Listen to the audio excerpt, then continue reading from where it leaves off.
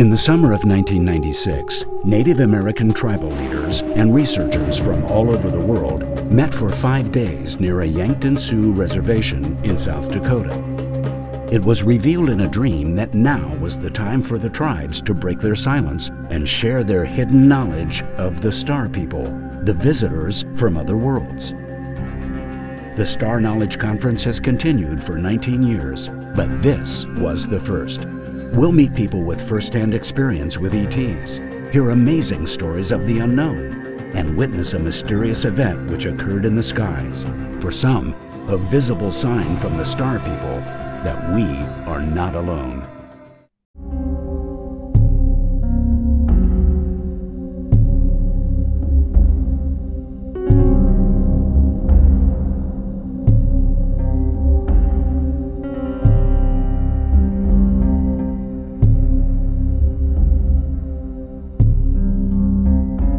It seems that the traditional American people, the tribes, have an ancient prophecy.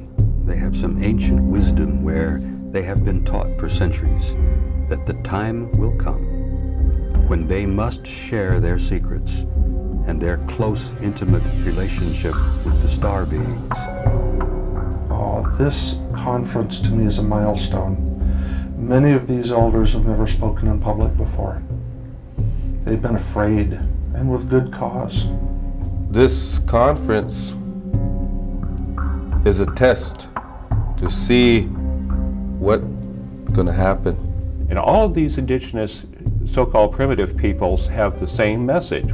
There is a strong feeling, particularly among the men called interpreters here in the Dakotas, that many of the beings that they communicate with are from the stars.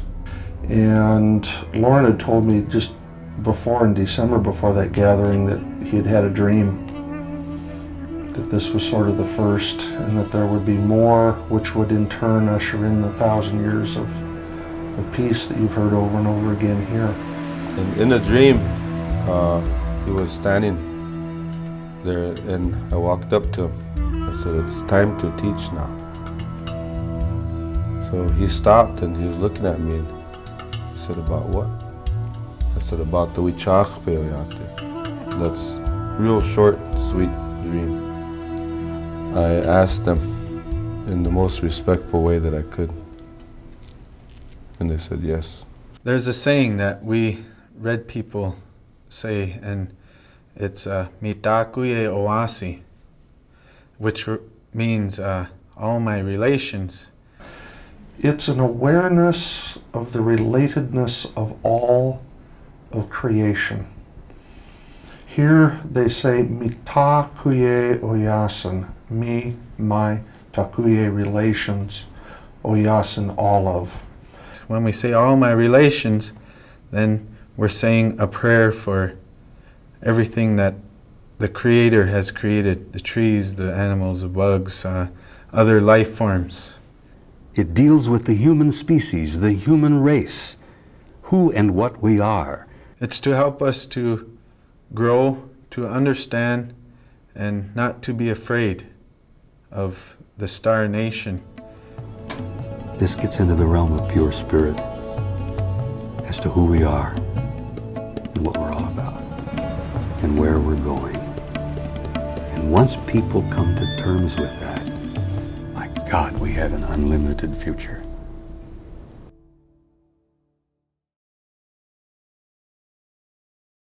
The American people have been kept in the dark on this from the very beginning, because some arrogant bureaucrat somewhere decided that the average person was incapable of dealing with this.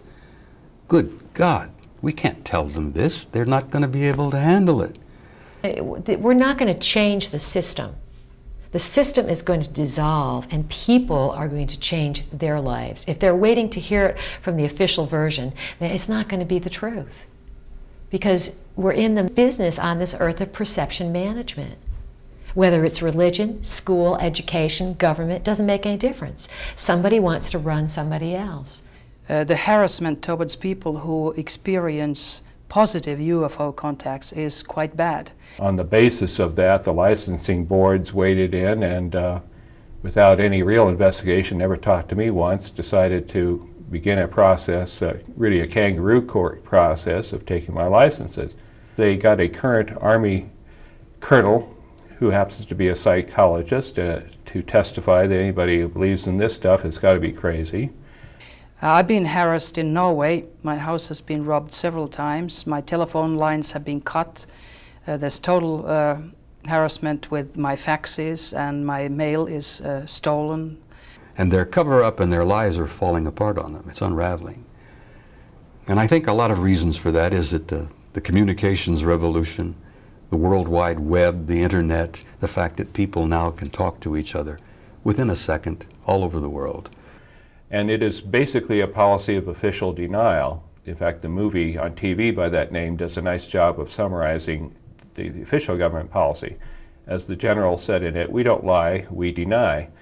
Because ETs do exist. There's absolute medical proof, there's absolute scientific military proof. There are crashed craft, there are craft that have landed. Along with that, they're also now accelerating the pace of releasing information to the public. So we're seeing more and more media manipulated movies, we're seeing more and more good documents leak out. Just this spring, we've had a couple of the Apollo astronauts finally freed up to Gordon Cooper and Edgar Mitchell to say that yes, they've seen UFOs and the government's covering it up and the ETs are here and they've talked to some government officials. You hear the story about Roswell. That was one of 12 incidents that happened within 2 years in the Southwest. We had them in Texas, we had them in New Mexico, we had them crashing in Arizona. We had alien discs coming down all over the Southwest. And aboard there were little bodies. Some of them were alive. Some of them were kept alive for 1.5 to 2 years.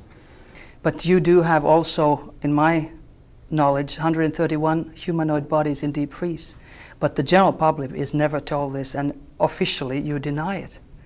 Now the second cover-up is the really dangerous one. This is by a rogue outfit that is not part of the official government, contains apparently some people from private defense industry and some probably former military and intelligence officers who have taken the whole UFO project kind of private and are taking recovered craft and recovered bodies and sequestering this information so that they can make great profits by retro-engineering the technology. And these folks basically want to hog the situation for themselves and keep everybody else in the dark.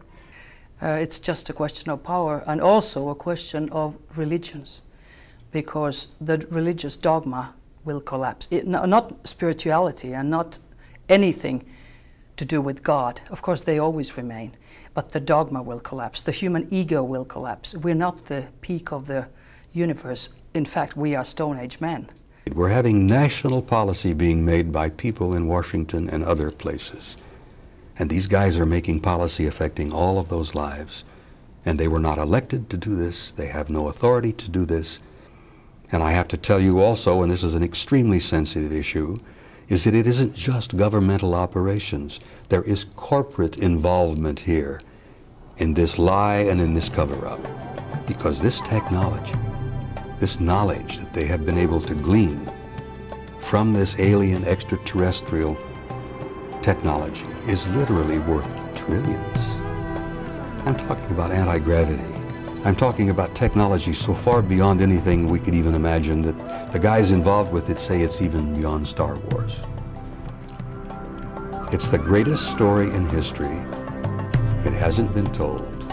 The people have a right and the people have a need to be told the truth.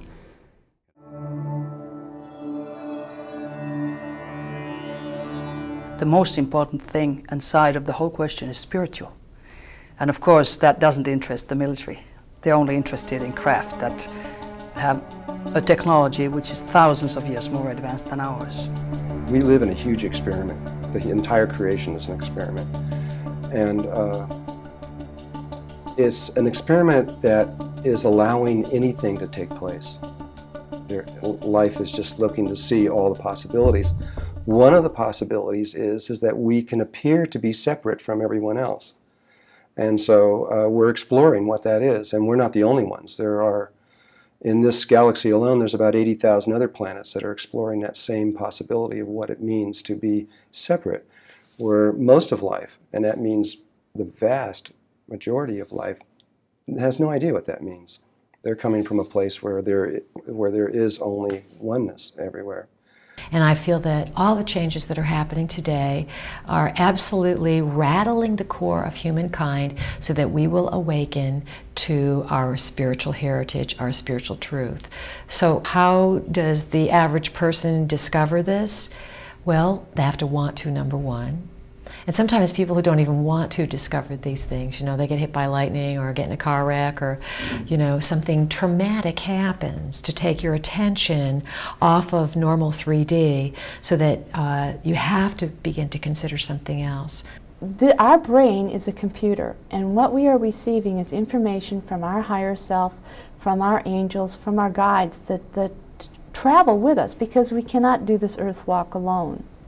So in some sense, we are all channelers. We all have to have this telepathic ability to receive messages. And the key to receiving really clear messages is to have a clear brain. People turn to God and they start having recipes to follow God, you know, prayers and restrictions and restrictions of how to approach the invisible authorities. And then what happens is they began to move beyond their faith, and this is what's the theme of today, that people will be led beyond what they believe. What if you were to know the moment you were going to die? Would that affect the way you're going to live your life? A lot. And what it does is it keeps you out of the moment, which is what all your spiritual teachings are trying to do, is to get us into this place where we're living in the moment. So as I began to learn critical thinking, I began to question everything that was official and the things that were said, oh, this must be this way, or don't do this, or don't do that. Those were the areas I realized that held very powerful so-called occult knowledge that were the keys to show us that we're not just third-dimensional beings. There isn't just everyday tables, chairs, living and dying, and that's it, and obeying, paying taxes, showing up, and being on time. That there are mysteries, and that the people in power have always known those mysteries. All along, we have had spirit beings help us. If these could be interpreted as extraterrestrial beings, then they would have a relationship. And maybe they do. Maybe there's a parallelism. We are dealing with mystery. But my people, the Sioux people, have a connection into the beyond that most other tribes do not have. And definitely dominant society does not have that connection. How do we have it? It's because we honed it down through time. Also our philosophy, the way we think of the Creator, it doesn't block that out. When we contact into a spirit being in the other realm, it comes into ceremony. It knows things that we don't know. The big difference between us and the ETs is on that experiential awareness level of consciousness. What did they do to us by forcing us to investigate them and to learn about them using consciousness? They forced us to realize our own nature in discovering them. They forced us, by dangling themselves in front of us like a carrot, they forced us to go after them, and in the process of discovering who they are, we discovered who we are. It's wrong. The truth is out there. The truth is in here. Truth is right here in everybody. And the mysteries are kept from the commoners so that they can be managed. Remote viewing is a trainable mental procedure that uses the mind to remotely perceive, meaning to perceive at long distances or across time, physical objects, people, anything. And a genius came along, a guy called Ingo Swann, who was a natural remote viewer, was able to perceive physical objects, houses, people, whatever, at distant locations anywhere on the planet. The reason he was a genius is he figured out what his mind was doing when he could do these things. And then once he figured it out, he said, well, then you don't have to be a natural psychic. Once I know what my mind's doing, you can train this to anyone. What we are doing now is investigating the physics of the soul. We are investigating the mechanisms by which the soul interacts with the physical bodies. And ultimately, the big game in town is to go past that and to find out why we souls exist. And fundamentally, we need to know what is the basic nature of God, himself, herself, itself, whatever God is. We are now at the foothold of understanding what that being is all about. And we're using this originally developed military technology to investigate matters that extend all the way, scientifically, verifiably, reliably, right to the heart of the matters of who we are, the nature of God.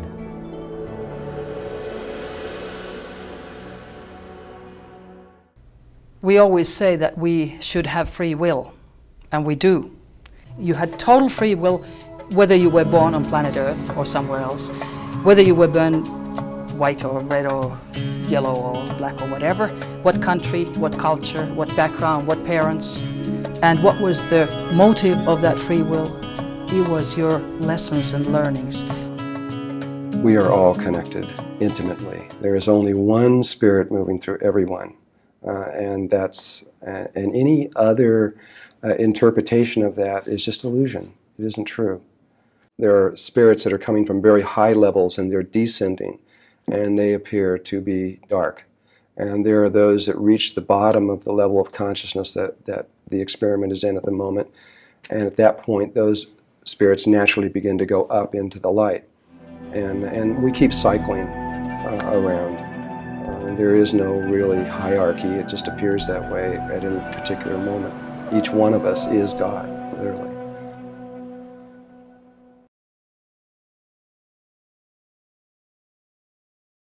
There's an airplane that crashed down here at the University of South Dakota.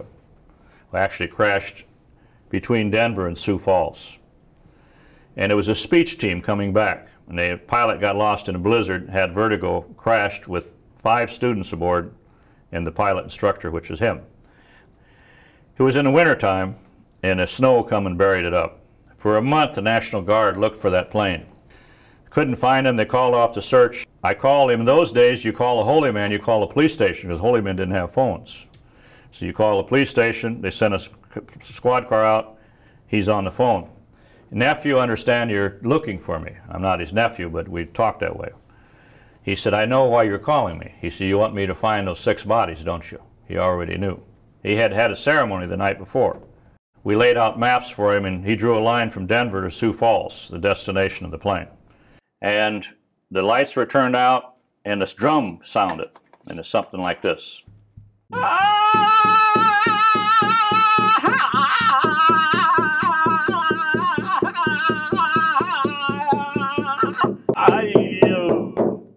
And a beautiful song come out, and a lot of chanting, and woof, spirit world comes in. And they come in the form of little lights. I know this sounds strange, but we are not dominant society people. Things happen different with us. These spirits come in form of some, like electricity spark. They're energy. Gray Weasel came in, who happens to be Bill's spirit guide. Maybe he is an extraterrestrial being, but he is a spirit guide. This is a mystery nobody can explain. He came in and he made 7 predictions. He said, you will send a plane out with a man and a woman because life is balanced. Great Spirit makes everything balanced. So that would be Carol and I. Animals will show you where to go. So we'll do this within a day or 2, and these other things will happen. We took off out of Vermilion Airport. Deer were coming out of the trees. They pointed downstream. We went downstream. You'll come to a creek, and that will lead you to a creek with the same name. South Loop Creek, L-O-U-P, and Middle Loop Creek. Went to that creek, animals point us upstream, we went up. You'll come towards the town, you go across that town, and animals will point you another direction. We went across Arnold, Nebraska. You will fly right over the plane, but you won't see it. It'll be covered up with snow. But you will be forced to the ground. That which forces you to the ground will expose the plane. Fog came in, and we were forced to the ground. But we got back over the creek, we got back over the river, we're low. and the fog was right on the bluffs. We barely got back to Vermilion Airport. But you'll be smiling and laughing, so don't worry. We were laughing when we put the plane in the hangar because we were alive. Within a day or two after you do that, 2 people who are not looking for the airplane will find it, and they'll be led by an animal. 2 coyote hunters were led by a coyote, and that which forced you to ground will expose the tail. The fog had melted the snow on the tail. When you find the bodies there will be 5 together. There will be 1 way off distantly. So look for another one. The 6th one will be distant. It will be a girl. She's the one that used to wear them big glasses and with a Chinese-type haircut. Sure enough, it was a girl of this description. Her seatbelt came loose, and she went right through the fuselage. A rock came in to that ceremony. It hit me. I jumped right in Connie Bowen's lap, the president's wife. It scared me. He says, Eagle Man, reach down and pick up that stone. He said, you shouldn't be so scared. And there was this white stone with all of these inscriptions on it. Now, this stone was made millions of years ago by a creator. And yet, upon that stone were these 7 symbols. There was a coyote looking back. There was an airplane with the tail sticking out. There were like 2 people walking behind with tracks. There was South Loop Creek, Middle Loop Creek. There was the girl's face with big glasses and Chinese-type haircut. That is mystery. And it's no contact with the devil. There's no evil spirits. The polyester world will say, Sunday polyester world will say, oh, that's the devil, because they don't know. And it was a good thing that we did because we wanted to find a body so that the parents would find some relief. We were not doing a bad thing. But that is an example of contact into that spirit world that lies beyond, that these Indians have maintained.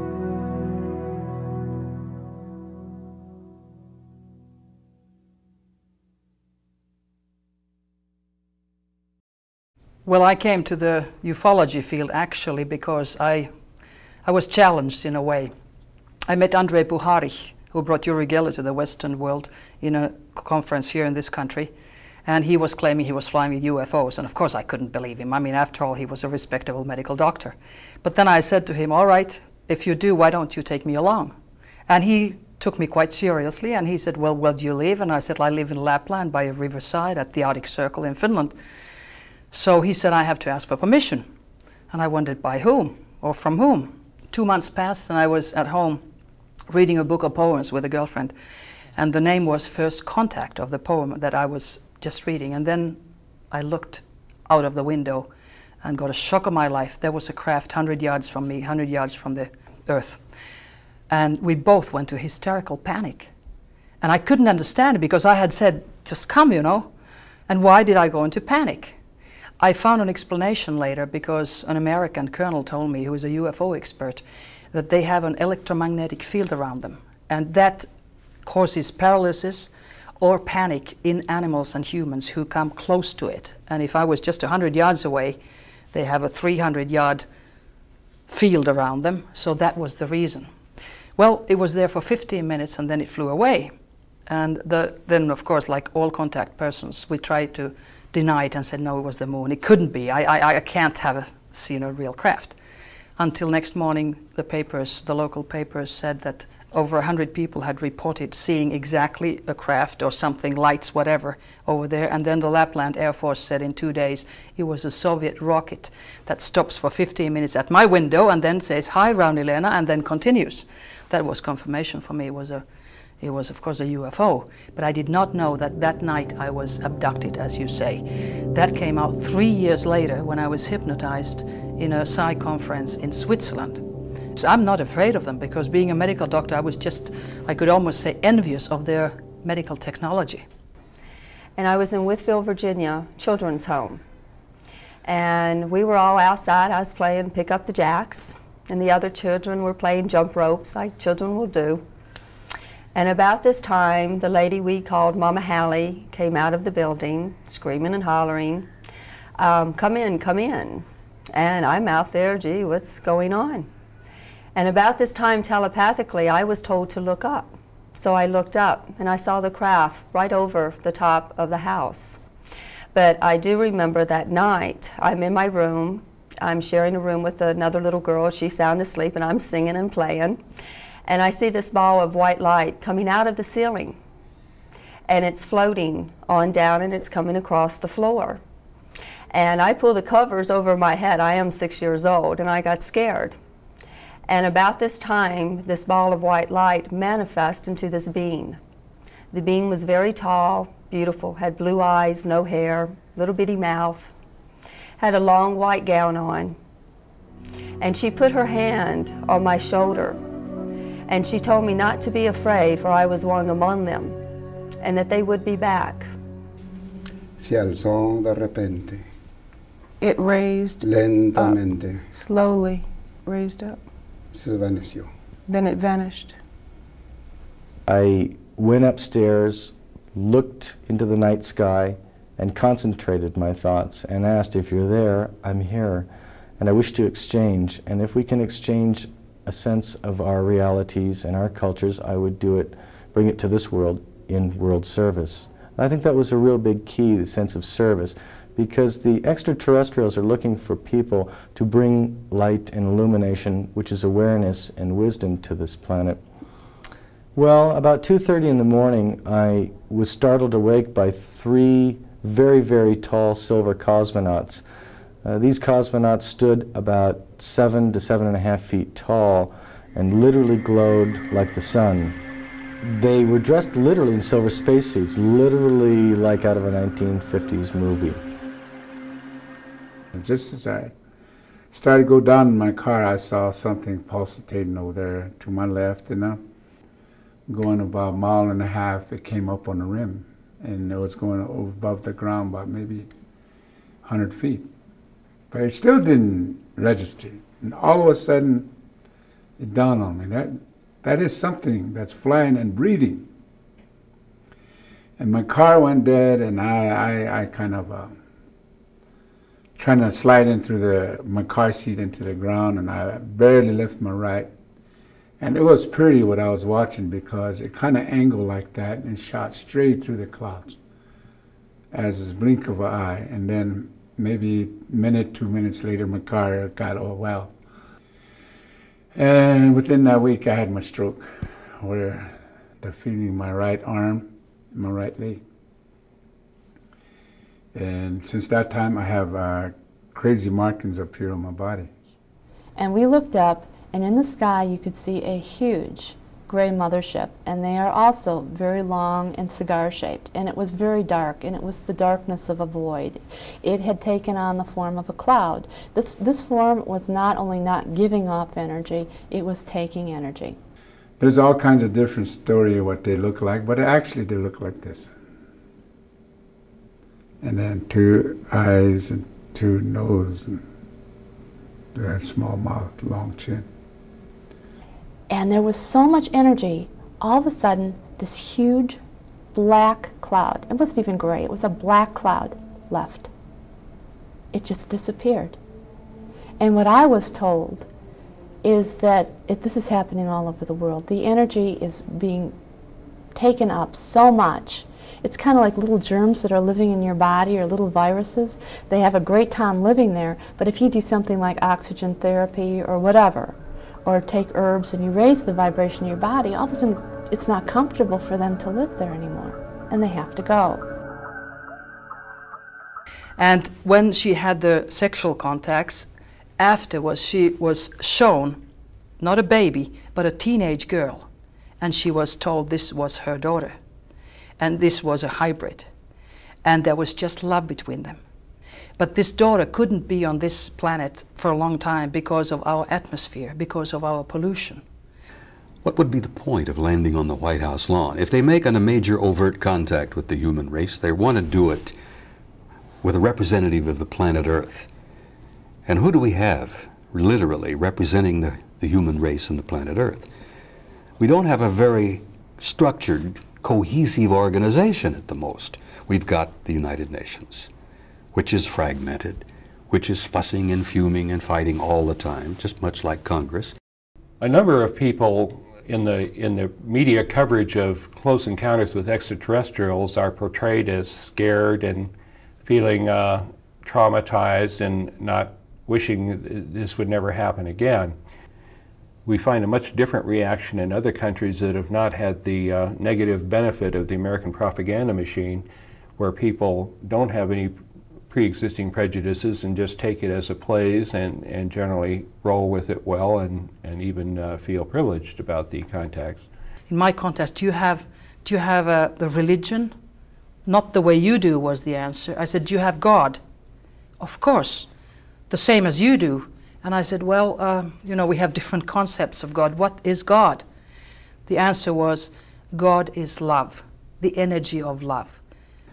I happen to know from firsthand inside experience that they have had major contacts with senior military officers. There were a couple of Air Force Major Generals a few years ago who had personal contact with them out there in the Mojave Desert, where they were invited aboard the ship and taken for a ride. Two generals by the name of Robert Scott and another general by the name of Glenn Miller. Now, these men had personal contact with extraterrestrial intelligence, humans. Our current science has no explanation for an extraterrestrial coming through a wall in your bedroom to visit you, or even more amazingly, pulling you and the extraterrestrial back out through a glass skylight ceiling without you breaking it and ending up with a bunch of glass in you. They would like to gently raise our consciousness by showing themselves slowly and gently into a way that we're not fearful that they're going to come down and take our real estate, turn us into dog food or whatever. I had a CIA agent that was in a class that I was taking, and sometimes they take my class, and I just let them be there because there's a reason why they're there, and there's really nothing that they can't hear. And so I was talking to him about the Greys, and he's all into denial about the Greys' existence, and I could see that he was lying to me. I could hear it in his voice, I could see it in his face. And he was asking me questions, just like you're asking me questions, and he was getting into what I was saying, and then all of a sudden, just spontaneously, he said, "What happens to them when they die?" They die, you know. Now, if he didn't think they existed, how does he know that they die? I thought that was pretty funny. I've seen beams of light come down from the heavens and then spread out and then come back and then go down to the ground, to Mother Earth, then come back and spread out again and then go back up to where it come from and then disappear. Of course, we are always focusing on the body, so people are mostly scared the first time they see, and I was scared the first time too, because, you know, when you see somebody who is about 1 meter high and looks like Spielberg's E.T., you're a bit insecure when you realize that that entity is much, much more advanced than you are, technically and morally and spiritually. But then when you accept that the form is not important, but the energy, the spirit in that form, like in our form, then you can communicate. And the communication is always telepathic. Kind of look like on the movie Close Encounters, when the mothership and then there was some smaller ships and then tiny ships all around it. The next day on the news they said it was space junk, but they were trying to lie to us.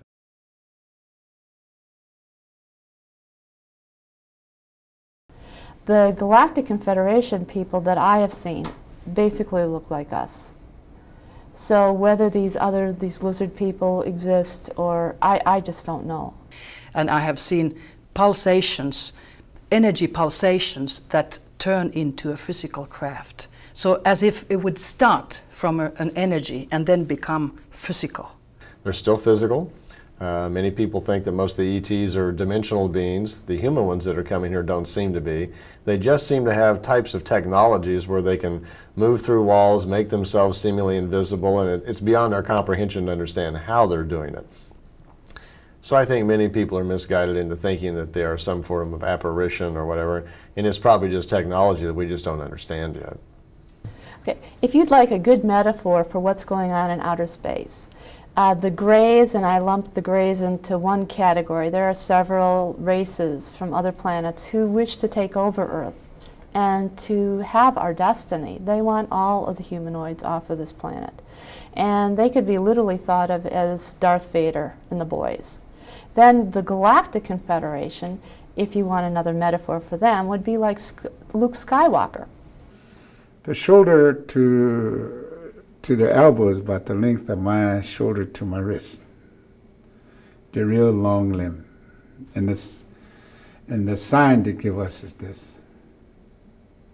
Because they glow through here. And I didn't know what that sign meant till 3-4 years later I met another person who explained it to me, and that means unity. So these little things they show you is just to tell people that they're okay.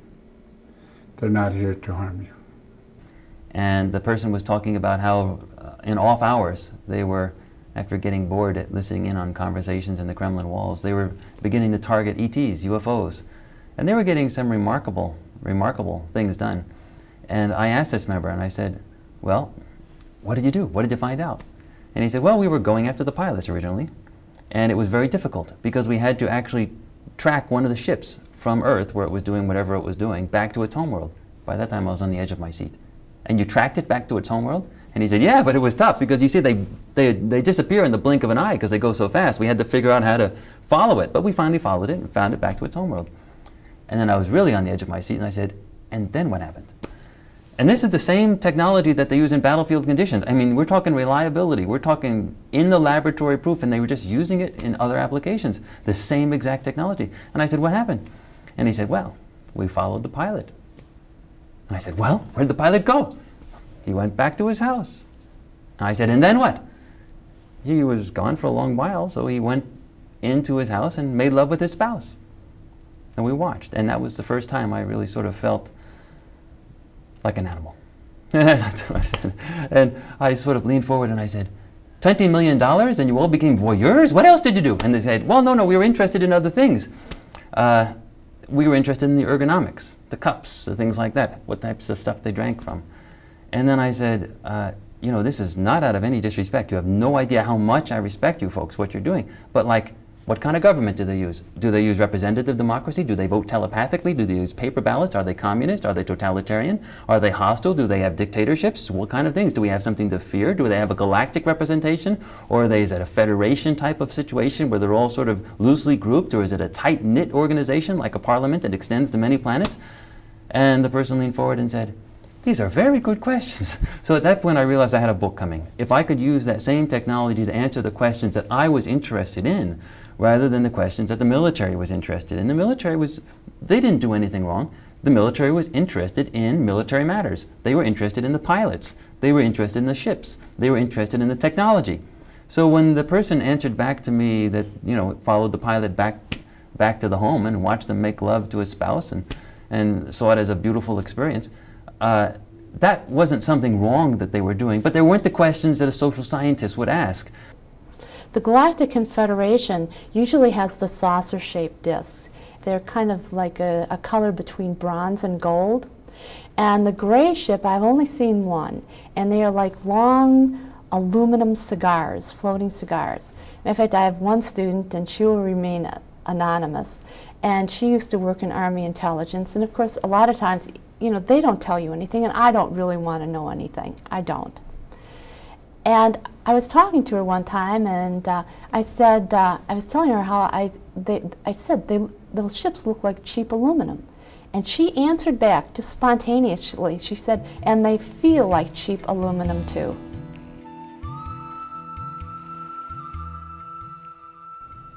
I've made questions to myself, why me? Like everybody.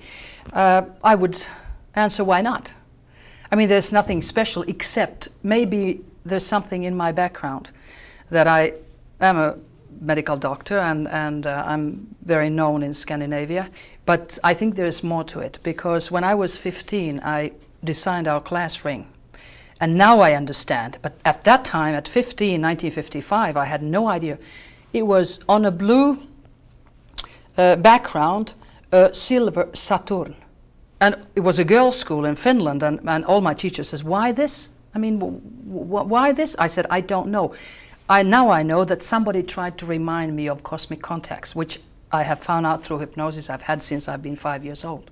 But I guess the most important thing is that if I were to walk away from this, people might draw the conclusion that I finally decided this stuff isn't real.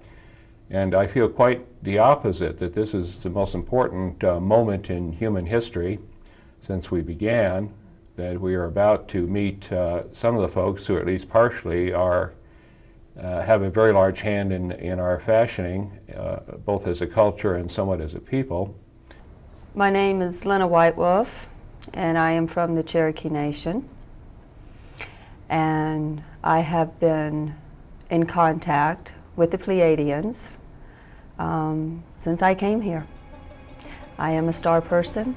I have come here to help those on Mother Earth, to help heal her, for she so desperately needs it. I came here from another way of being. I'm not from another planet or anything else like that. I'm just from another way of interpreting the reality. It's called Melchizedek consciousness. And I was sent here in the year 1819. I've been conscious continuously since that time. That first, when you come into contact with UFOs, the first reaction is often fear, because the world collapses. You know, we're not supposed to have that. We didn't learn it in high school. And then, after you get over the fear, you start understanding the meaning of life, evolvement, the spirituality, the unity of all. They had shown me another planet that we had lived on at one time. And because of ego and power and greed, they showed me that it exploded. And if we do not treat Mother Earth with respect and love, this planet can go just like that planet did. They're not more aliens than we are aliens to ourselves. It's family. It's you yourself that you're meeting. And if you're very frightened, you're meeting your dark side in a way. It's a very different viewpoint from the religious dogma and teachings, and that's why I have heard that in Vatican they have a crisis committee thinking how can they save the church. And even in a magazine for bishops in Vatican, a priest was writing that also ETs need religion. I guess they're trying to make them into Catholics.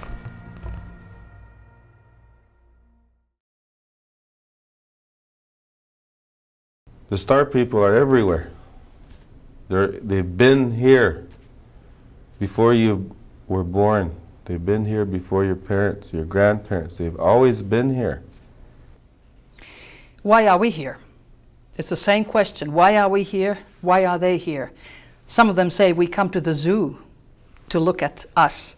Some of them say we come to look at our past, and they are our future.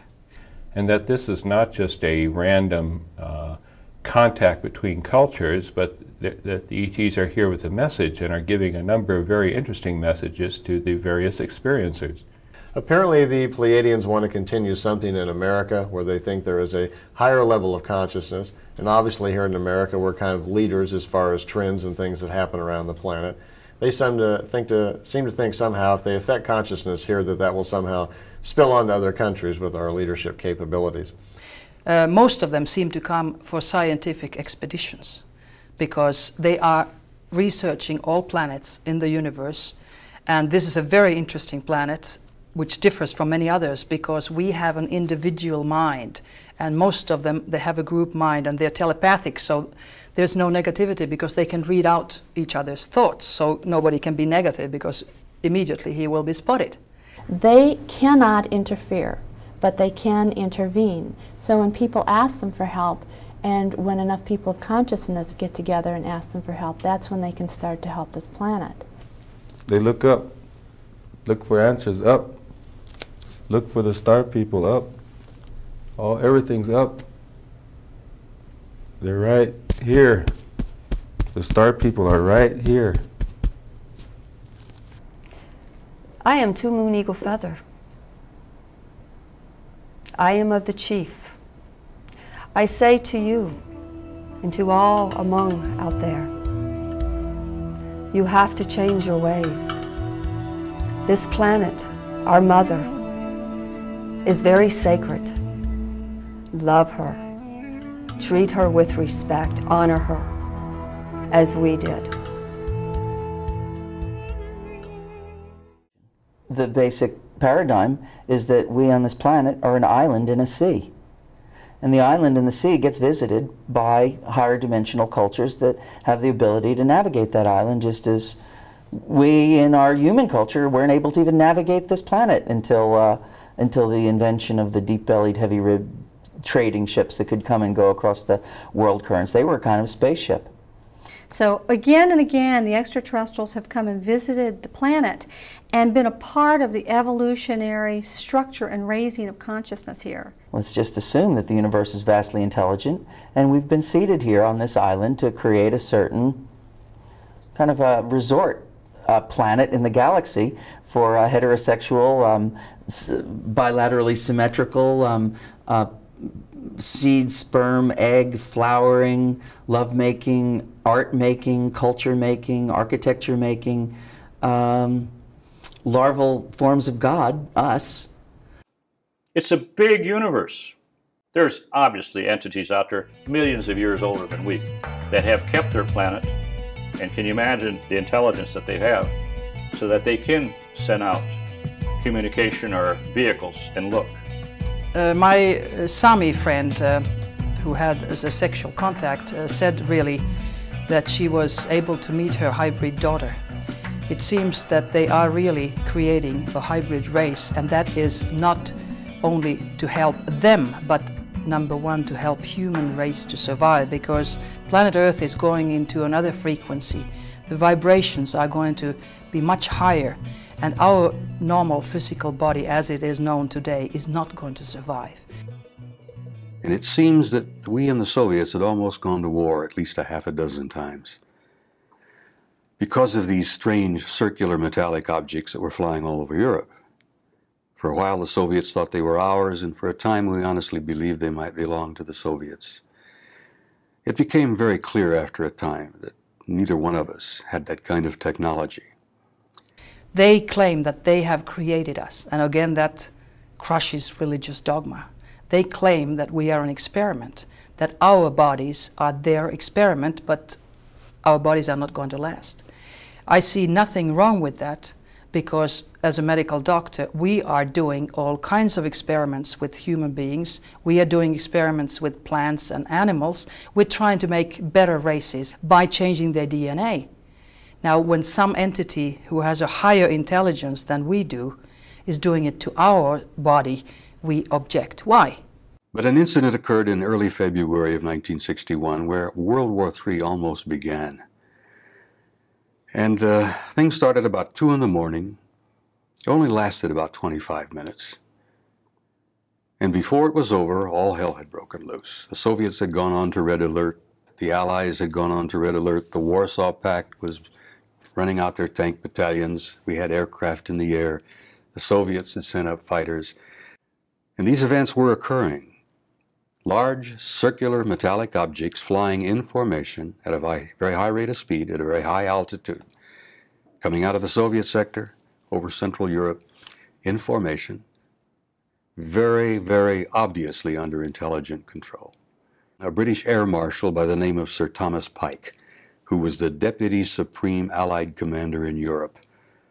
And Thomas Pike decided they'd had enough of this, that we couldn't go on with this. One of these days, somebody was going to do something stupid, and we were going to have a shooting war on our hands that nobody wanted. Well, Pike got my boss, General Lyman Lemnitzer, who had only recently been assigned. And what they did is they initiated this study to find out what in the world was going on. What are these objects? Where are they from? Do they represent a military threat? Do we have to fear them? We knew at that time that they weren't Soviet. Soviets knew by that time they weren't ours. These objects had repeatedly demonstrated advanced technology. The galaxy is a living organism. It's alive. It's moving through space very rapidly somewhere. It's been self-organized for a very, very long time. And most of the beings that are within the galaxy are totally interconnected, just as the cells in your body are. They all have different functions, like heart, brain, etc., and they're all working together. And there are parts that are within the body of the galaxy, and we're part of that, that are, you might say, experimenting, kind of. We're doing things that could produce a chromosome breakage, that could produce a new way or a new direction for life. And life is very interested in what we're doing. In fact, we are probably, at this moment, the most interesting thing in the galaxy. You've got just about everybody looking at us right now. The ideal state for us to be in is exactly where we are. We're doing exactly what we're supposed to do. It's perfect. There are 4 kinds of consciousness levels, if you want to break it down, throughout the galaxy. There are those of the light, there are those of the dark, there are those that are both, and there are those that are neither. And about 95%, I'm just guessing, is neither. They're just witnesses. They're all interconnected. They're just watching, and they're not reacting one way or the other. And then there are those that are really trying to assist us in raising our consciousness. And there are those that are doing everything they can to keep us from raising our consciousness, and that's their job. They're supposed to do that. And then there are those that are both. And they play both sides of the fence. They'll appear as the light when they think that that's what's appropriate, and they'll appear as the dark when they think that's appropriate, and they walk that line. The Pleiadians from Billy Myers and the Pleiadians from Barbara Marciniak fall into that group. They work either way depending on whatever is appropriate for them at that time. And the interplay between all of those is crucial and important for life to continue. It's not good or bad. That's our interpretation from our point of view. But in truth, they all work together. What is there to fear? There is nothing but love there. Of the light vibration, yes, there are those of the other soul kind. But they are meant to be here too. They are teaching us.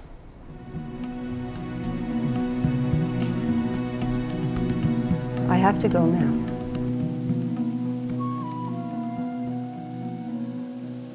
We've developed thermonuclear weapons. We have bacteriological weapons. We have particle beam weapons. My God, we have more than a dozen ways of wiping the human race off the planet. We have not kept pace sociologically and psychologically and theologically. And we're right at that moment, that critical crossroads where we're going to make it or we're not. I think we're in a fringe of a transformation which is biggest as we know in the history today. But I stress as we know it today, because there's forbidden archaeology which shows that mankind has been on this planet for millions of years, not just maybe 100,000 years with Neanderthal people, because we have found artifacts which are incredible, but that is suppressed, like the UFO question is suppressed, because it changes the status quo of science today. I believe that the children will be and are one of the primary keys and components in the unfoldment of this new consciousness on the planet. The children just came from God, so they haven't been gone very long. They're much closer to remembering what it's all about. The awareness that we're not alone, that we have never been alone, that we are apparently part of an infinite community of intelligent life, that the universe literally is teeming with consciousness and intelligence. There have been children that have been coming here, being born into this world, that are not ordinary, and they're all interconnected. And when the time is right, they will emerge as a consciousness on this earth, and they will lead us into the other worlds. So what do we learn? Each housewife is more important than the US government in this respect, in evolving this nation, this globe. There was a child there in China who suddenly was able to do things that we only see on TV, you know, and we make up TV, but he was so psychic that he could, you could do anything, and he could know everything that was going on. And then they found another one, and another one, and another one, and then they found 100 of them, and they found thousands of them. And the government actually called Omni magazine over there in 1985 to look at these children, to see who they were and what was going on. And so they wrote an article. It's in, I think it was in January 1985. They were going over there as though this was a hoax. And they came back not thinking it was a hoax at all. And they did things like they'd get a bunch of these kids in a room, and they were assuming that there were video cameras hidden and everything else. And they'd just open a book, rip out a page, crumple it up, and stick it under their arm and say, okay, what does it say? And all these kids could read the page perfectly, flawlessly, without a mistake. And there's nothing new, because we're not the first race who has inhabited planet Earth. There have been races and races and races. We know that even Neanderthal man didn't look like we did. It was much more hairy, it had longer teeth, it looked more like an ape. And now we don't have so much hair and we have smaller teeth. What about the ET race? Is that our future?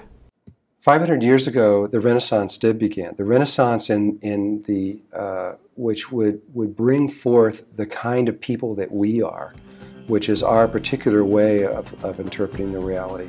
But from a Native American or a Native person's point of view, that's darkness. That's separation. That's a way. That's leaving the connection to Mother Earth and separating away from it. That's ended up being our demise and our problem.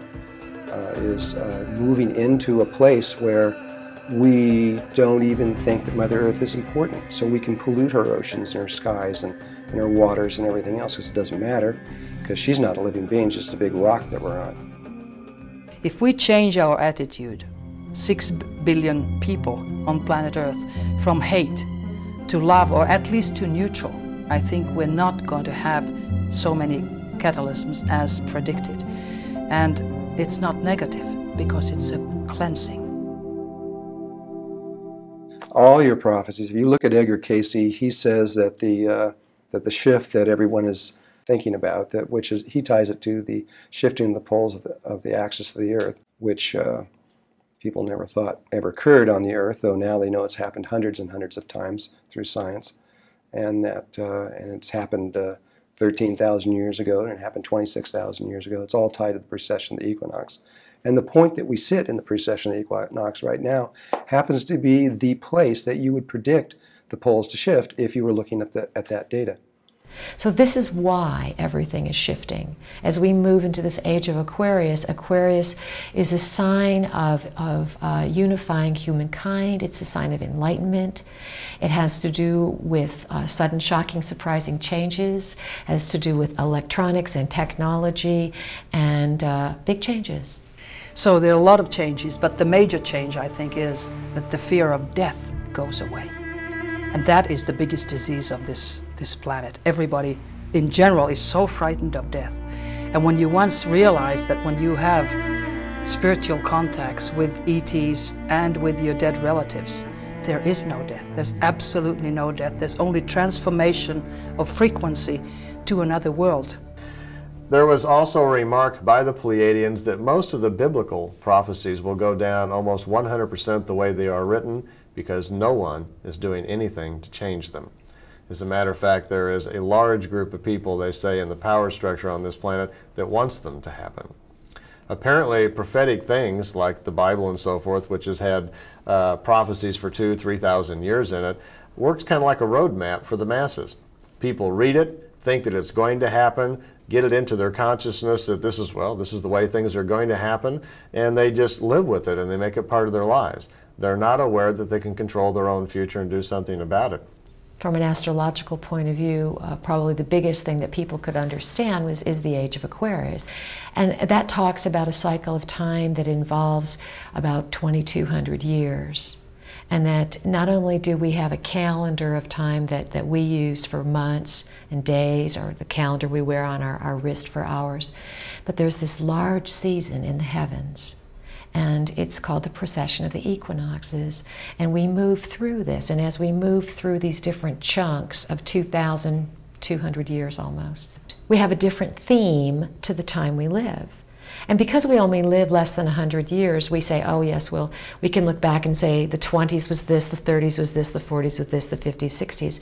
But we forget that we live, and our memories are so shut down that we forget that we've lived through these great ages.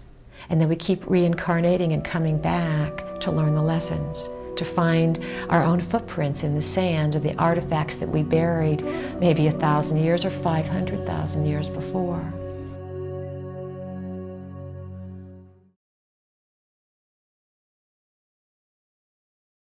Was there, is there a military threat involved here?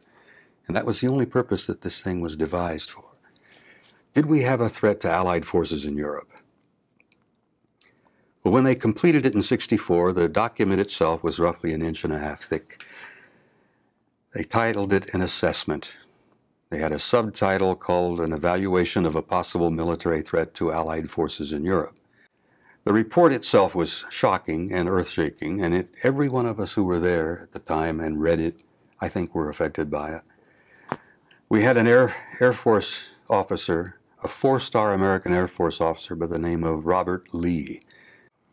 But when he read this report and the implications and the ramifications of it and what it indicated, he was never quite the same. He says, nothing will ever be the same. He says all of our missiles, all of our rockets, our jets, our fighters, our bombers, our satellites, our nuclear weapons, none of this means anything.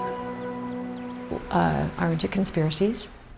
And I would say, yes, every conspiracy that you've heard about is probably true. And conspiracies do exist. So what? So what? When you give your power away and you believe that you're a victim and you believe that life is meaningless or that you have the answer and only you have the answer, then we begin to miss the point. You know, there's more than one flower in the garden. And the flowers don't fight about who's the most beautiful flower. The traditional Hollywood version of ETs has been the invasion from Mars kind of scenario, although there are some very significant exceptions. The Day the Earth Stood Still is an old 50s movie that I still think everybody should run down the video store and rent and look at, because I do not think that it can be improved on as a message of what the ETs are really here about and how we ought to and how we ought not to respond to them when the saucer lands almost literally on the White House lawn. Also, the movie's E.T., showing a well-intended stranded extraterrestrial, a situation we have actually had in human history in recent years, although it's been covered up by the governments, is a good measure of what's going on.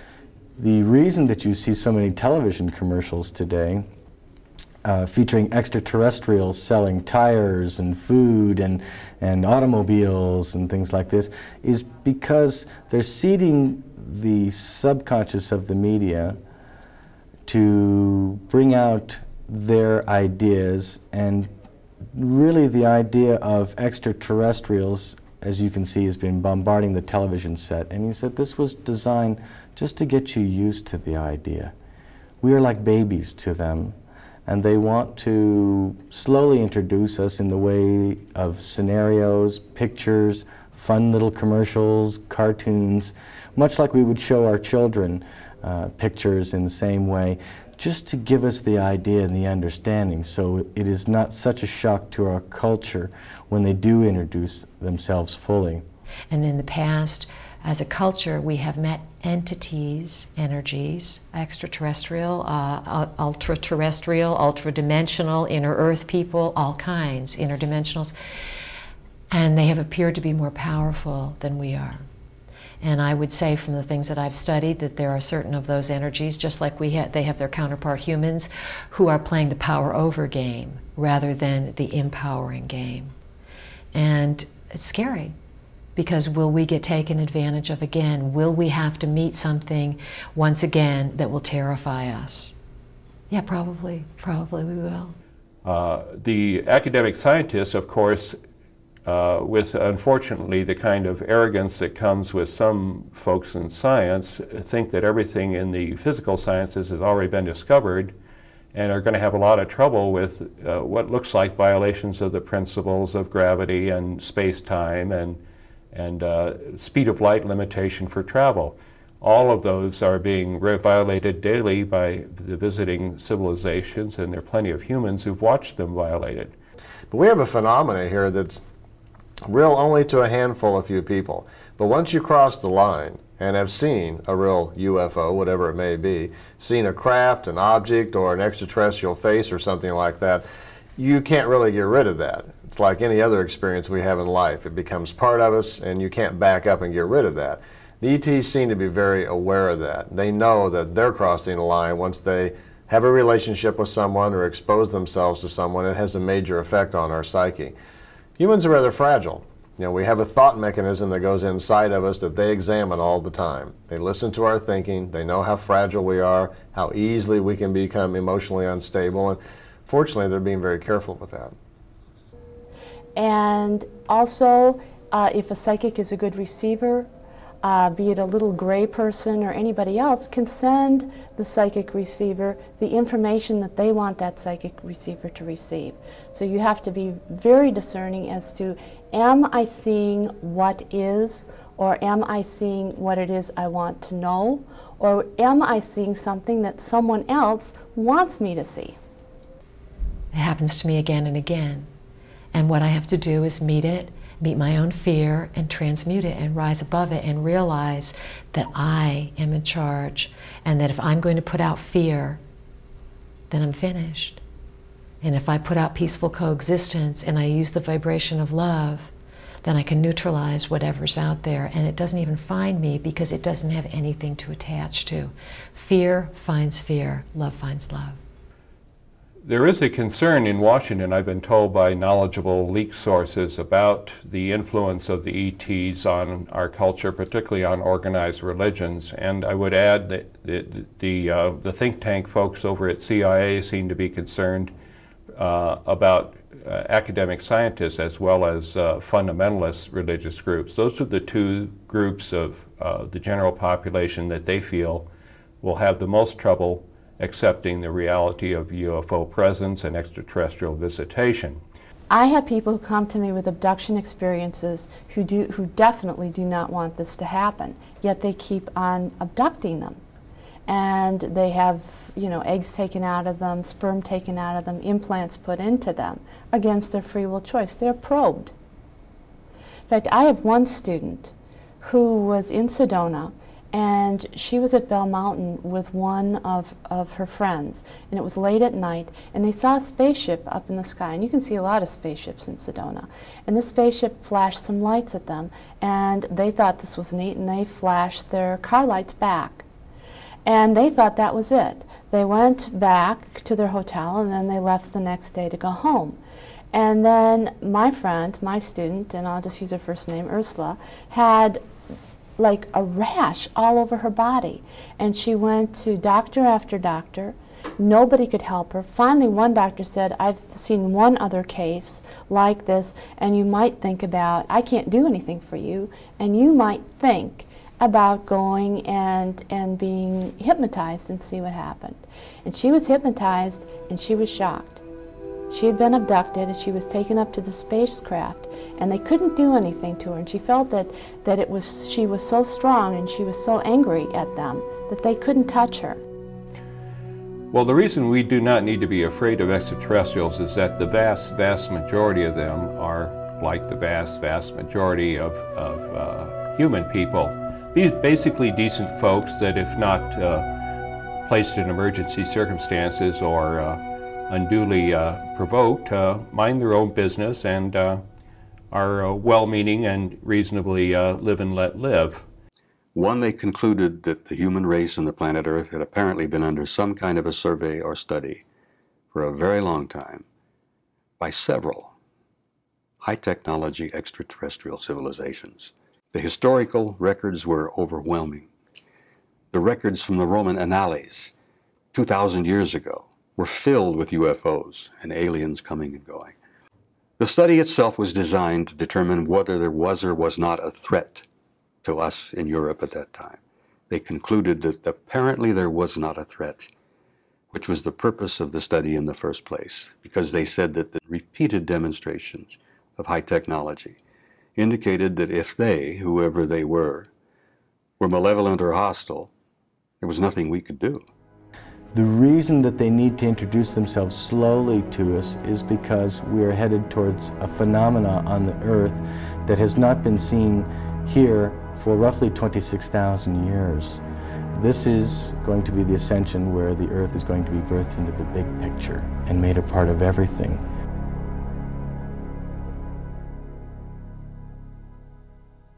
lately I have had to admit that science is only a very, very small fraction of human life, and we are not here to prove science. We're here to live and experience. And throughout the history of science, it has been proven wrong. The next generation always proves that this was wrong. My grandmother was a nurse midwife, and I have her notes from 1910 at the University of Helsinki Nursing College, how people are treated when, for instance, a baby is delivered. This was science.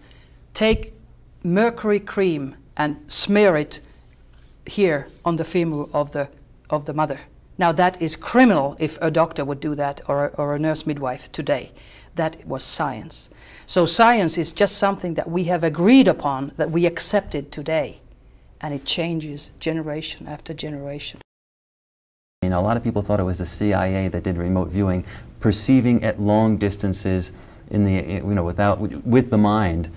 It was never the CIA. The CIA had a very small project and it was discontinued abruptly soon after it started. It was the DIA, the Defense Intelligence Agency.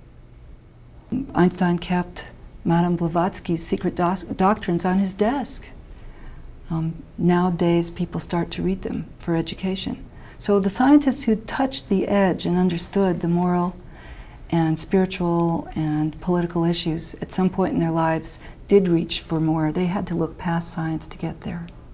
What they did was demonstrate absolute, certifiable, positive proof of the existence, believe it or not, of the human soul. Because, you see, remote viewing can't work in the absence of a soul. Because you simply don't physically go to any of these places when you're actually remote viewing. This is not something you have to believe in a New Age sense. It's a scientific, verifiable fact.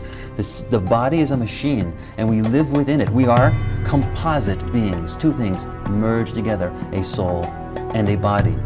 The original applications of the most modern form, the military form of remote viewing, the U.S. Army form of remote viewing, were somewhat unfortunate, in the sense that they were used for assassination attempts, finding terrorists, bombing attacks, location of people to kill, things like that. In fact, at one time they were originally being designed for use in battlefield conditions. The trouble is it took so long to do an accurate remote viewing session, you're talking a minimum of an hour, minimum, that by the time it was used in battlefield conditions to target mortars and things like that, you're dead. I used it to simply investigate the ET, UFO phenomena with that same level of accuracy that was used under battlefield conditions. It was accurate enough for the military to be able to say, we're going to put people on the field and risk their lives based on this type of information. It's also accurate enough to investigate the ET, the UFO phenomenon. We found out that the ETs knew all about our efforts and in fact were very supportive of the use of remote viewing, scientific remote viewing, for gathering information about that. And you say, well, why should that occur?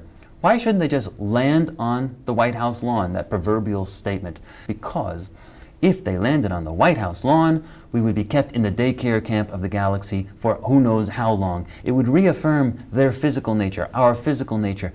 The big difference between us and the ETs is not on the level of gizmos. It's not on the level of physical technology. The big difference between us and them is on the level of consciousness. They, in general, know, experientially are aware, technologically are aware, with their gizmos and everything, are aware of their composite nature. Two things put together, a physical body and what I call a subspace self, or what other people call the soul, other people call the unconscious mind, but basically the essential being that lasts forever within all of us. And Jose and I were both exploring the Mayan calendar and had studied the material that was available at that time by Tony Shearer, Cote, who had written a book called Lord of the Dawn, in which he talked about the cycle of the 9 52-year cycles that began the day Cortez landed on Good Friday in 1519 to begin the conquest of the Americas by the forces of Spain and the Vatican. And that began a 26-year countdown to the end of the galactic great cycle, the precession of the equinoxes, the Platonic year, a 26,000-year cycle clocked by the Mayans as 5,200-year cycles, and brings us to the end of this cycle of human biological history in 2013 AD. In 1986, Jose wrote the book The Mayan Factor, in which for the first time he described the laws of time as those laws are mathematically described by the Mayan calendrical system. And that event sparked off the harmonic convergence, which went way beyond Jose's expectations and became a global phenomena involving hundreds of thousands of people all over the globe in a synchronized ceremony based on Mayan timing systems. There is a natural flow pattern in the galaxy, which Jose and we call the law of time. And it has to do with the very regular cycles of a day, a 28-day lunar cycle, which is a moon. There happens to be 13 28-day cycles per solar year, not 12. And a set of other cycles that occur naturally that code the cycles of Venus and Mars, the Earth around the Sun, the Moon around the Earth, the rotation of the Moon, and the basic shape of the growth spiral in the galaxy, known to the Greeks as the phi ratio. What we discovered through Jose's revelation in 1989, after cracking the Mayan time cycles and understanding these natural biological rhythms, the female cycle, the female fertility cycle, the 28-day cycle, is perfectly in tune with the lunar cycle and perfectly coded by this Mayan calendar. After visiting the Museum of Time in Geneva, Switzerland, Jose came back to us and said he had an idea, a very big idea, that when he went to visit the Museum of Time in Geneva, Switzerland in 1989, it was all machines. And he said, whoa, the numbers that are guiding the laws of mechanical time, 12 hours, 12 months, 60 minutes, 60 seconds, we call it the 1260. That cycle of time has nothing to do with human biology or any of the rotations or any of the revolutions of heavenly bodies. Basically, the timing cycle that we're working on, synchronizing the planet, for the last 5,000 years, it's been a growing phenomena, is totally out of sync with the entire machinery of the galaxy, the genetic code, and all human and biological cycles of all life forms on the planet. Just by following the 12-month, 12-hour, 60-minute, 60-second calendar and clock, we remove ourselves from synchronizing with the flow of the entire galaxy. And when you've got a machine as big as the entire galaxy that's very carefully set as a set of timing ratios, we're out of sync with everything. We're the aliens. The rest of everybody are natural creatures. And we see them with the eyes of fear and mistrust. The animals, the bugs, the microbes, the blacks, the grays, the greens, all the extraterrestrials that show up and disappear because we're out of sync with all of them. The Schumann frequency is the waveform that comes directly out of the Earth herself. That's been a very fixed waveform. It's been so fixed that the military uses it to calibrate many of their instruments, etc. It's been sitting at about 7.8 hertz for forever, as far as we know. This is changing. It's been changing over the last year or so. It's gone up to 7.8 to out over 8 to about 8.5, and recently we just got a reading back about a month ago. It's over 9 now. That's unheard of. That's incredible. There's a major change occurring on the actual energy that's coming out of the Earth herself. At the same time, the magnetic fields of the Earth are another real important reading on human consciousness, because we're tied so closely to these fields. And these fields have, interesting enough, started to drop right at the time of Jesus. 2,000 years ago, they were staying pretty consistently. They know what they've been for over 100 million years. And suddenly they started dropping down. And then just around 500 years ago, which I personally feel is connected to the Mayan prophecy, that 520 years ago, the Mayan prophecy shows where we shifted and went into another age of darkness. Right at 500 years ago, the magnetic fields began to drop faster and more dramatically. In the last 50, 60, 70 years, the magnetic fields have been going crazy. They're beginning to wander, they're beginning to change. There was an actual shift back and forth between North and South Pole very quickly. In September of '93, for about 2 weeks, the magnetic fields actually deviated so much that the airlines had to change their settings to land their planes for a short time, and then it has wandered back again. And so what do these fields mean? As the Earth was losing its magnetics, the frequency was also raising around the planet. So what you have here is a graph on a collision course. The frequency is rising very, very quickly. This is why you see the Earth changes the way that you do. The weather patterns moving into one another, earthquakes and volcanoes of unprecedented proportions increasing in their velocity and their frequency. You also have the magnetics dropping away, which has a tendency to bring out the paranormal on this planet. This is why people are reporting everywhere that in some form something is happening on the paranormal level. I don't know if it's a story, but I heard it from a reliable so-called source. When Gorbachev was in power, that two humanoids came through the wall to Kremlin, and they told Gorbachev that he has to put down the atom weapons because he's responsible partly for this imbalance in the world. And if he doesn't do it, they are going to teach a lesson and cause an accident in Chernobyl. Nothing happened, so Chernobyl exploded. And that day, when Chernobyl exploded, it was reported they saw a UFO above the fourth reactor, and it sent down a beam of light. And after that, the radioactivation diminished by 73%.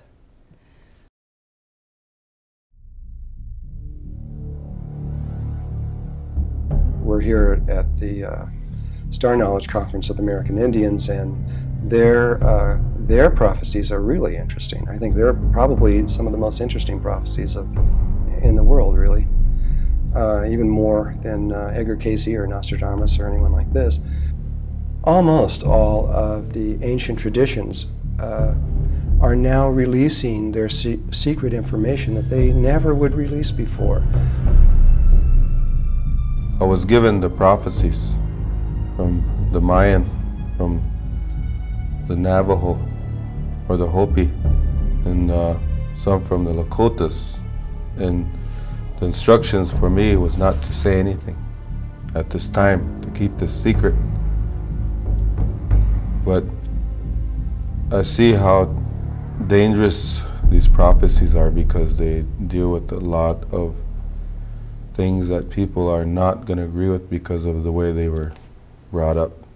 To buy understanding, the Hopis, they loved the land, but they didn't quite know how to treat her at that time to get food. The Pleiadians came here and they showed them, this is corn. You plant this into your ground. This is very sacred. And that is why corn is very sacred to this day.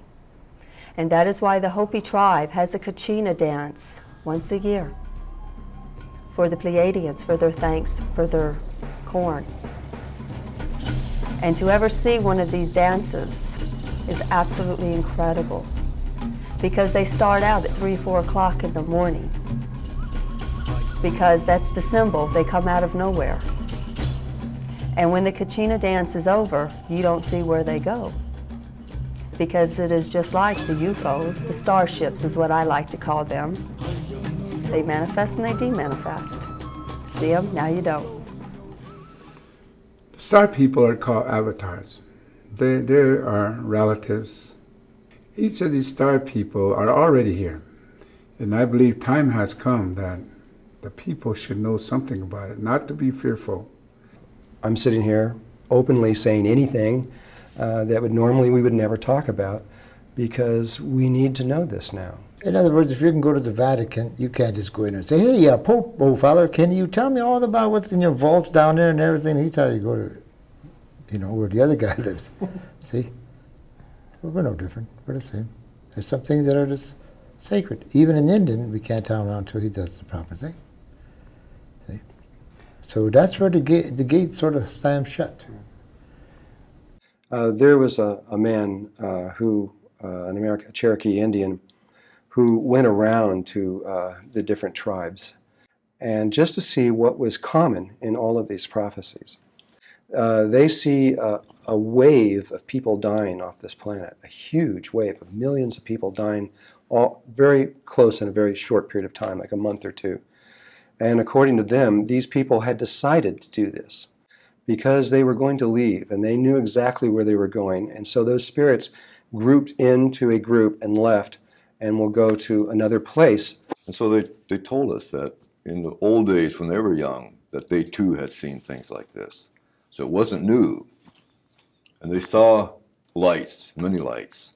And even as a child growing up, beginning this research, we always saw lights. Lights used to come on the reservation a lot. When we'd go to discover them, they'd wait for a while until we were pretty close and they'd disappear. But you always got the feeling that it was like a person. Then the American Indians see another wave coming very, very soon after that of another huge amount of people dying off the earth. And then a third wave occurs. And this wave is interesting because these people are more like vagabonds. They know they have to leave, but they don't want to go to any particular place. So they're just like throwing their backpack on and taking off, and wherever it is, that's where they want to be. And then they say that whoever is left over after that, that we all drop all of our prejudice, all our stuff that we've got, and something happens in the world where we all come together as one being on this planet, that this very sacred space is entered into. Wakantanka. Wakantanka is the Great Spirit. Pilamia is thank you. Wichonihe is my life. I've just sung a song to the ultimate, the creator, the mystery. I don't know who the creator is, but I know it's a mystery. And so it's very easy for an Indian to believe that there's life all over. Most Indian tribes in America have been 200 to 300 years under dominant society, therefore they picked up their ways. It is only recently, only about the last 20 years, that have Indians started going back into their culture, started to go back into their religion. I know, because way back in that time I was fighting for the rebirth of our culture to come back out and do our ceremonies. And there were holy men far more braver than me. I was just a young boy, but I remember these holy men would bring the ceremonies out in the open. Most Indians, even in my tribe, were trying to repress our going back. People have been saying this for hundreds of years, thousands of years, predicted end of time and everything. But this is the first time in our history that we're reaching into our songs and prophecies to share this. Not to change nobody, not to convert nobody, just to share. And if they choose to listen, fine. Not, hey, that's fine too. The star people, they're a human being. It's like man is interested in them, but they're more interested in us because we as a human being have emotion. And from what I've been learning and understanding is that this Star Nation, they don't have emotion. You know, there was a time in 60s and 70s and 80s, if you talk out loud about the visitation and witnesses, government will lock you up or whatever they want to do to question you. But some of us who have physically experienced contact, we know each other. Have you? Oh, yes.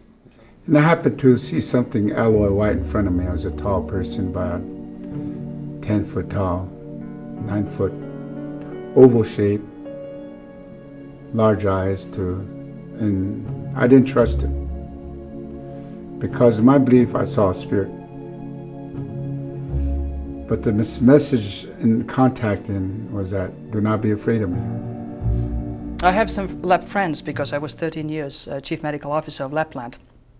And they partly live with reindeer herding. They're not nomads anymore, but they have wigwams in the summertime when they go with the reindeers.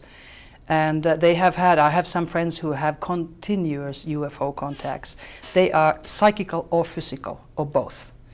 And they're quite interesting, like one PhD lab lady said that she even had a intercourse with a humanoid. It wasn't a hilarious experience, she said, but she wasn't frightened. Like in America, I've heard that with the sexual encounters, people are very, very frightened. I think we We in Scandinavia take sexuality in a much more normal way. Nudity, for instance, is nothing. And the legend that we were given, prophecies, is that there was going to come a time when the yellow people of the East, the Asian, they were going to break their covenant. The covenant is the water, the blood that runs in our body, and the rivers of the earth.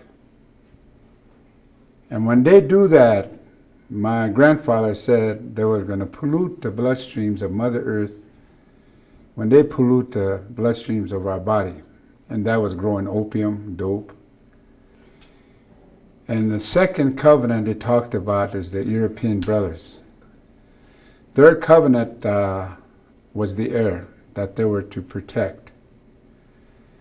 And the story and the legend they tell us is that when they do break their covenant, they're going to destroy the ozone, and they're going to pollute the air with airplanes and manufacturers. And the breathing was going to be hard, and there's going to be a lot of lung problem. And the third covenant that they talked about was the fire. And that fire is protected by the black people. That is the energy force of our heart. And when that covenant was broken, the black people became very angry, emotionally angry. And that was lost. So then we started to have heart problems, stress, through anger. And the fourth covenant that was given to us was the Indian people. That was Mother Earth. We too were supposed to protect Mother Earth and teach the people. But we neglected that. We became what you call a captive mentality. The great healing is in process. No matter where I come from, the information is we have got to, first of all, before we move on, take care of our Mother Earth. You could look at her as a launching pad. And if we don't take care of the launching pad, you can't go to Cape Canaveral and shoot a shuttle up in the sky if you got cracks all over your base. It won't work. As a child, they had shown me floods, fires. I saw people on the streets dead, buildings burning, people screaming in the streets. And if that soul does not take that transition with the energies that are coming, they're going to be lost. At one point on this journey of the earth, the Mother Earth was put into repose, went to sleep. And when she did, there had to be someone to speak for her. And so the red race came from far to be those spokespersons. We were the gardeners. Why are so many people from different places suddenly coming here, from the stars? I think some of the people walking around on the earth today were put here so that they could gather. And they're gathering because this is the last oasis. This Mother Earth, Sikata.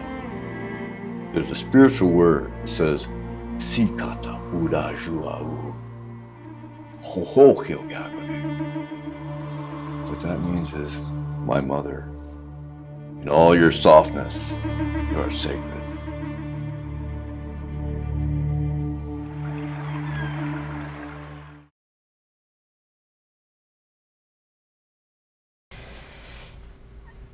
I had an experience myself, you know, about in 1980, I had some energies that came in my bedroom.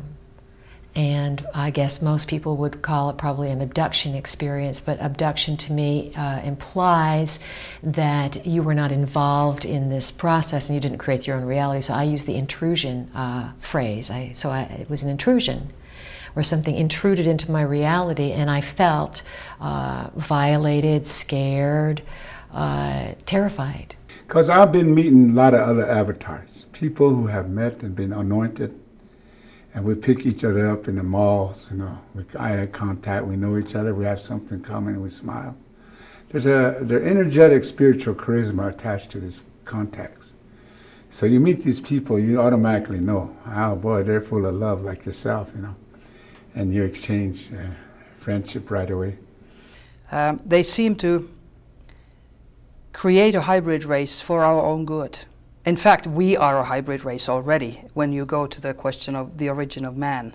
Where did we come from? Did we evolve from an ape?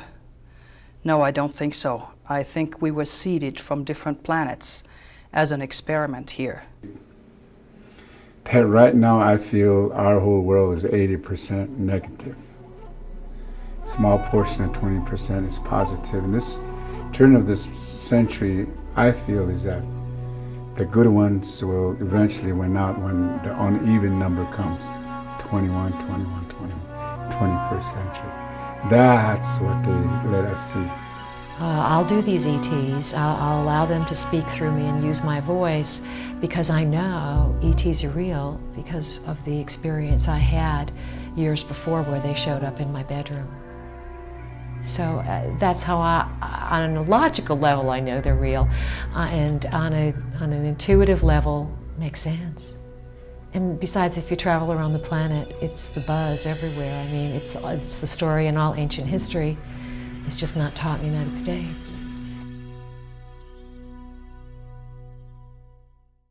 What I learned in school has really very little to do with what the Pleiadians have taught me. As a matter of fact, their whole worldview is very radical, and yet it feels completely right to me that we have a purpose, that we did not evolve from apes, that we are a genetic experiment, and that our deepest lineage has to do with those who come from the stars. I have understood that all planet life, all plants, animals, humans, is genetic engineering, which they have been going on and doing for thousands of years. We are the result. And those who come from the stars are not necessarily human. They're not necessarily in the same line of time that we're in, and they've been interacting with our planet since the very beginning. And these are the deepest secrets that have been hidden from humankind for many, many reasons. If you think about it, I've heard numbers as high as 50 million people living on the northern continent here of the Americas pre-Columbus. This was decimated down through disease over a matter of years, literally 5-10 years. And so when the first Europeans really arrived to look things over, what did they see? They saw pristine forests, animals. And if you think of 50 million people today disappearing overnight, what would you have? Trash, landfills. So when the Papal forces came here to invade, they were operating under the doctrine of discovery, which stated that the number 13 was the number of the devil, and that all mathematics not endorsed by the church was officially devil worship. So according to that doctrine, unfortunately, all Native American civilization was declared satanic, and the conquerors were given the right to slaughter every Native American they knew who could count. And maybe when Christopher Columbus set out, 500 years ago or whatever, that it was that same kind of season where that sudden shock of what the world was really like had to be integrated. And yet Christopher Columbus didn't discover the West because it was brand new. He discovered it because he had old maps. There have always been old maps, and there's always been a history of our planet that's been hidden. I've come to the conclusion after many, many years of research that we're not simply dealing with UFOs. That's a small thing. If that had been the whole story, our government would probably have told us this a long time ago. And for whatever reason, there are those who have their own intent to keep mysteries from the people. And this is why I feel the earth is all out of whack and people are out of whack, because the power of what we live on and who we are and our heritage is not being spoken of. We apparently were dealing with some intelligences, some advanced, I mean very advanced intelligences that appeared to have multidimensional source and origin.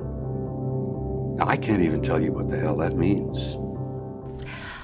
At first, it was a stretch for my imagination, because my idea of ETs was, oh, they're going to land. A ship's going to show up in the backyard, and they're going to land, and then they're going to walk out, and I'm going to meet them, and then I'll know who they are, and they'll take me for a ride, and the whole thing, you know. And that's not been my experience at all. In the Bible, in the Old Testament, the New Testament, in the Quran, in the Bhagavad Gita, the same single story is told again and again and again. We are a created hybrid race. We are the product of some vast laboratory of some kind. And that apparently the human race is not an accident. We're not some cosmic joke. We didn't just happen. The Darwinian theory of how we evolved from the apes doesn't even begin to hold water. I no longer investigate UFOs landing. I no longer investigate abductions, contacts, landing marks, and any of that. I have files that are filled with this kind of information. When we as human beings think, where did it all start from? I don't think there's a single human being who can scientifically prove and say this was the case. We have hypotheses, and we have a right to think whatever we want. But the main thing is that we realize that we are spirits, we are energy. This involves who we are, as a race, as a species. How did we get here? Why are we here? And where are we going?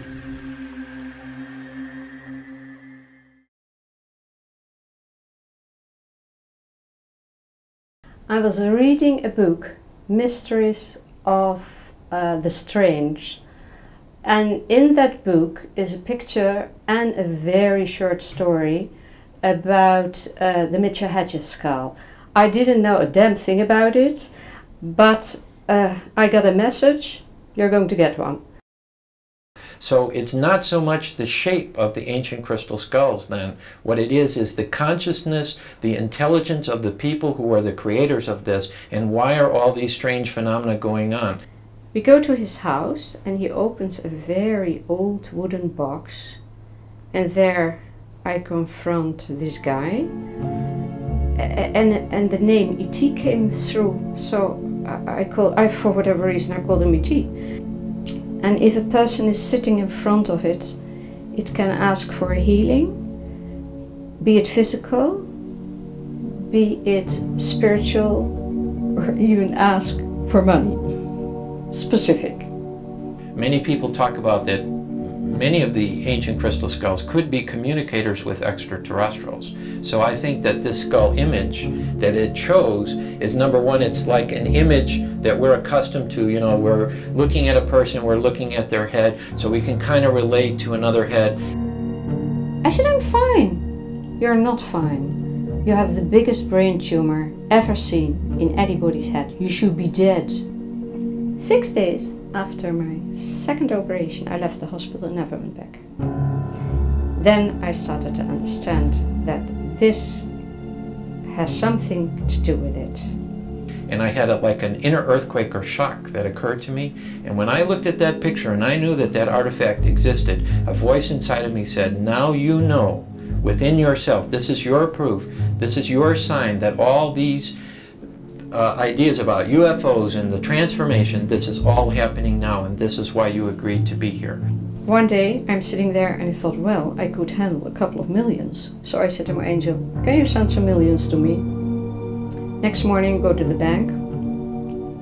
This lady on the counter said to me, do you like to have some 32 million? And of course you think somebody's joking. Come home, and suddenly a voice said, look at that receipt, 2 receipts, 32 million. I thought, very fast through my head, that must be drug money.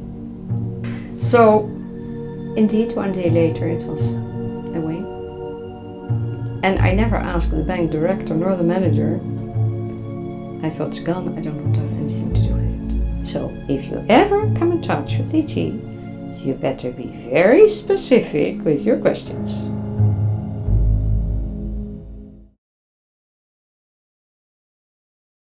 The cover-up of the UFO reality is the longest lasting, most expensive psychological warfare operation ever conducted in the history of the human race. And I feel that all the changes that are happening today are absolutely rattling the core of humankind so that we will awaken to our spiritual heritage, our spiritual truth. When you have a cover-up operating on national security laws and principles that threatens people with death, with very long prison sentences and forfeiture of all pay for military and astronaut retirees, you've got a very powerful weapon for keeping people's mouths shut. My elders and uncles, aunties, they talk to things that they have seen, but they really haven't come out with the things that they've witnessed when they were probably my age or younger. Because at that time, if they talk to those things that they've witnessed, then society would say, well, you're crazy and you're lying, we don't believe you. A writer came to interview me on my books about human intelligence, which I had done 2 of in recent years, and somehow the discussion moved from intelligence to mental ability to awareness to some pictures on my wall, and without realizing it, I said a little that became the subject of the article, and next I turned around, it said aliens among us under my face on the front of a local newspaper. In fact, a recent Scripps Howard newspaper survey taken last year of public attitudes showed that over half the American people think that UFOs are real, and they also think that the government's covering up something about it.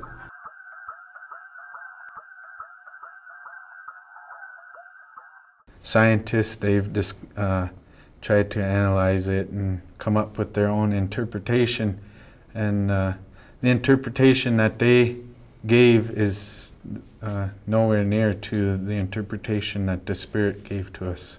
The crop circle is the circle of life, and the nucleus of this circle and the circles that go around the nucleus represent the 4 societies. The inner one, it represents the white society. The Creator, when He gave them their way of life, He also gave them a responsibility of fire. And today, you can see what the white society has done with their responsibility as far as the fire. They've created bombs. And the second circle around the nucleus represents the black society, and how also they too were given a responsibility, and their responsibility is the water. They've forgotten it, so through pollution, herbicides, pesticides, it all goes into the water, and we drink this. We call water mini wichoni, which means water of life, because without that, then there's no life. And then the third circle, if you notice, there's no circle within that circle rotating around the nucleus, which represents the red man. It seems to be in balance with the nucleus. The red man is in balance on a spiritual level, but if you look at it on a physical level or a human level, we're just as unbalanced as the other societies. And the responsibility that He gave to us was land. The outer circle represents the yellow man. And the responsibility and the way of life that the Creator gave them was to take care of the air. They have factories all over the world, and pollution gets into the air. Where the nucleus is and the circles around it represents spirituality, the way of life, and how we all are inside of that way of life, because we were all given a responsibility, we were given a way of life by the Creator. And the circles around is the other nations throughout the universe. You may know them as aliens, ETs, but we call them the Star Nation. Wichach Beoyate, that's Star Nation. And they're watching us, and they come in when we need help.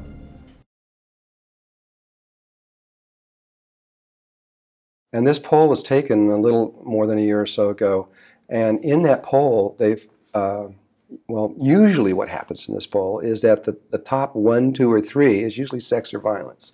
That's what we're mostly interested in. And suddenly, in one poll, in one 90-day period, a dramatic change happened in the United States. And the poll went from sex and violence, which dropped way down on the line, to a brand new entry came in that was never there before, and it went all the way to the top, and that was ancient wisdom. And as far as I know, it's still hovering up toward the top. That has changed the nature of a lot of the shows that's going on, the whole thing with Discovery channels and all these the Learning Channel, etc., and the kinds of things that are coming out. Though, of course, that's an interpretation by the media of what ancient wisdom means.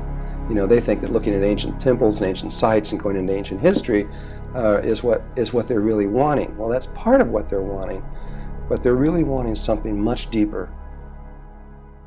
Why is it that the Ogallala Sioux, and the Rosebud Sioux, and the Hunkpapa Sioux, why is it that they've retained this knowledge? It's because we've been protected by geography. My reservation alone is about 100 miles by 100 miles. Geography protects us. We could go back into the Badlands and do ceremony and not be discovered. We hung on to that because of our geography, our distance, but mainly time, less contact with dominant society.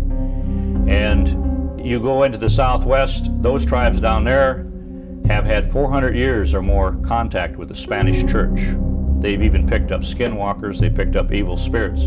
We don't have a devil, we don't have an evil spirit, but we don't have this force because our concept of the Creator doesn't make such a thing. I've never seen a devil.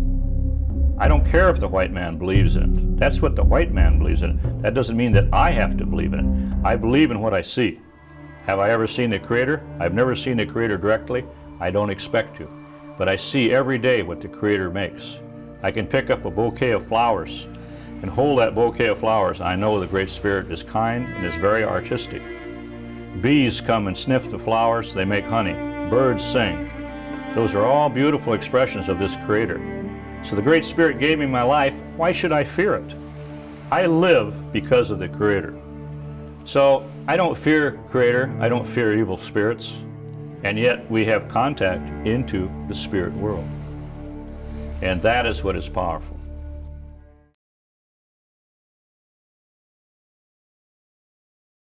I saw a circle. I wasn't quite sure what was it about, and then we drove out there, figured we might as well join the circle. Then when I looked up, I saw this huge circle cloud right at the same length and same shape as the circle that was on the ground with the people holding hands. Now, the other clouds had all blown away that were the same altitude, and these had stayed. Now, clouds don't do that. They usually move with the wind. What really caught my eye was this big white cloud, that it wasn't quite as transparent as most clouds. It was more dense and more white, so you couldn't really see through it. And that was right next to the circle. And I also spotted a couple of little dots of clouds in like formation. It could have been the spirits wanting to share something with us in the Star Nation. The meaning of that circle, I think, is that they want to tell us that they're here and that they want to give us more messages, and they'll be here.